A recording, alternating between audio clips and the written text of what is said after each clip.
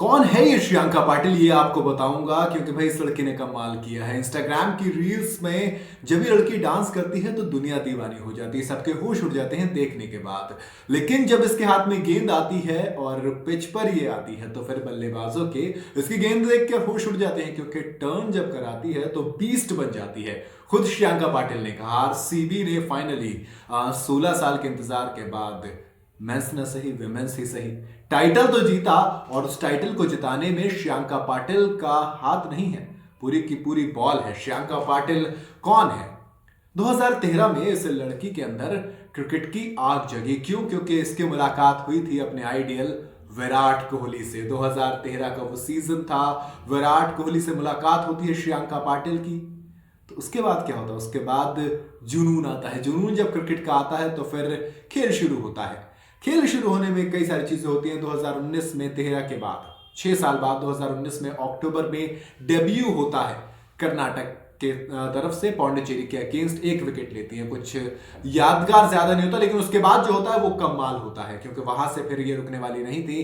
क्योंकि जब south zone की तरफ से खेल रही थी नॉर्थ ईस्ट जोन के लिए, नॉर्थ ईस्ट जोन के अगेंस्ट, तब इस लड़की ने 20 ओवर के मैच में महज 7 रन देकर 4 विकेट चटका दिए थे। महज 7 रन देकर 4 विकेट चटकाए। कहानी यहां से फिर रुकने वाली थी नहीं भाई।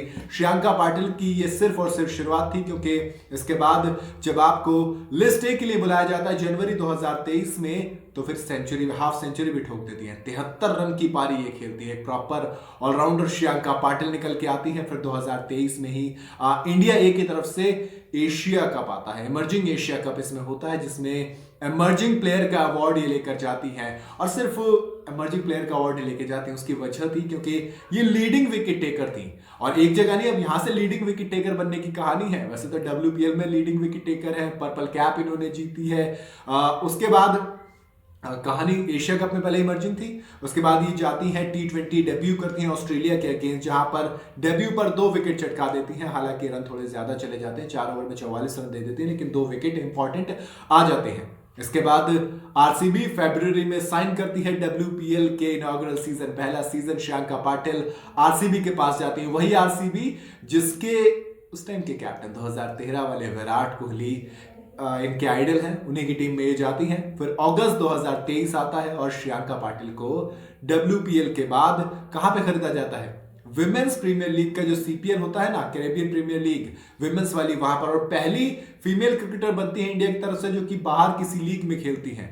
यहां से आपको आइडिया लग गया होगा जलवा कितना खतरनाक है, लेकिन वहां पर भी जलवा इन्होंने दिखाया, क्योंकि भाई इमर्जिंग एशिया कप में लीडिंग विकेट टेकर थी। WPL में ये खेल रही थी गुआना की तरफ से, वहां पे भी ये लीडिंग विकेट टेकर थी। 9 विकेट उन्होंने वहां पर चटकाए थे। उसके बाद 2024 के IPL में भाई 2-2 4 विकेट हो, दोनों दिल्ली के अगेंस्ट आते हैं। लीडिंग विकेट टेकर होती है, 13 विकेट चटका देती हैं। करीब 12 का एवरेज है इस लड़की का। कमाल ये करती है। आरसीबी ने जो टाइटल जीता ना, उसके अंदर श्रियंका पाटिल एक बड़ा नाम है, सुनहरे अक्षरों में लिखे जाने वाला नाम है। आप समझते Mandhana, Ellyse Perry, Sophie Devine, Asha Shobhana, Richa Ghosh, सबकी आप बात करेंगे, लेकिन श्रियंका पाटिल दोस्त इंस्टाग्राम पे जब रील्स जाके देखेंगे ना, तो आप कहेंगे यार कितनी प्यारी सी बच्ची है, कितने प्यारा डांस करती है। लेकिन जब ये मैदान पर गेंद लेके आती है और आप अगर इसके सामने खेल रहे हो, तब आप बिल्कुल नहीं कहोगे दोस्त प्यारी सी बच्ची है, कितना प्यारा डांस करती है।